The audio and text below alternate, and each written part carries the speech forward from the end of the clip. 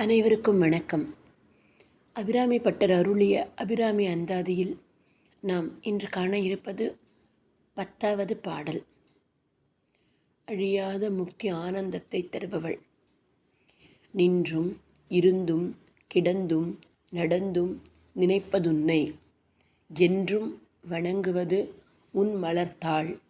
எழுதாமறையின் ஒன்றும் அரும்பொருளே அருளே உமையே இமயத்து அன்றும் பிறந்தவளே அழியாத முக்தி ஆனந்தமே. நின்றும் இருந்தும் கிடந்தும் நடந்தும் நினைப்பதுன்னை. மனித பிறவி எடுத்த நாம் அல்லது இந்த உயிர்கள் அனைத்தும் இந்த 4 நிலையில் இருக்கும்.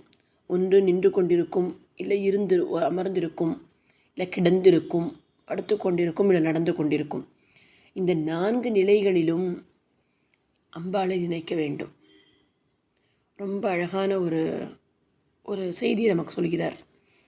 நினைப்பது உன்னை என்றும் நான் நினைப்பது, அவர் நினைப்பது, நாமும் நினைப்பது, நினைக்க வேண்டியது என்று பொருள். என்றும் வணங்குவது உன் மலர்த்தாள். நான் எப்பொழுதும் வணங்குவது எப்படி? நினைக்கிறேன் என்றால் எப்படி உன்னை நினைக்கிறேன்? உன்னுடைய மலர்த்தாளை நினைக்கிறேன். என்றும் வணங்கி நினைக்கிறேன். என்றும் வணங்குவது உன் மலர்த்தாள். எழுதாமறையின் ஒன்றும் அரும்பொருளே. எழுதாமறை என்பது இங்கு வேதம், சங்கீதம் என்று கூட சொல்லலாம். ஸ்ருதி எனப்படுவது காதில் கேட்டு அந்த உச்சரிப்போடு சொல்ல வேண்டும்.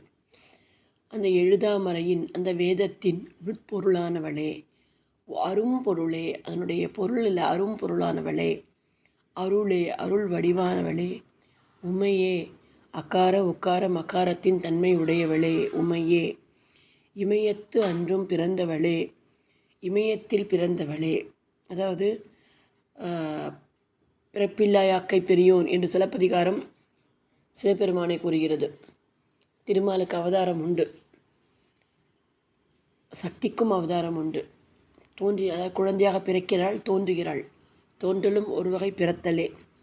இமயத்து அன்றும் பிறந்தவளே, அழியாத முக்தி ஆனந்தமே. அழியாத முக்தியை தரவல்லவளே, பேரானந்த வடிவானவளே, பேரானந்தத்தை தருபவளே என்று பொருள். நின்றும் இருந்தும் கிடந்தும் நடந்தும் நினைப்பதுன்னை. 4 நிலைகளிலும் என்றும் வணங்குவது உன் மலர்த்தாள். எப்பொழுதும் என் சிந்தையில் இருப்பது உன்னுடைய மலர்த்தாள். எழுதா மறையின் ஒன்றும் அரும்பொருளே, எழுதாத மறையின் வடிவான அரும்பொருளே, அது கூறும் உண்மை பொருளே. சங்கீதத்தின் அரும்பொருளை என்றும் கொள்ளலாம். அருளே, அருள் வடிவானவளே, உமையே, அக்கார உக்கார மகாரத்தின் சேர்க்கையான ஓம் என்ற பதத்தை உமா என்றானது.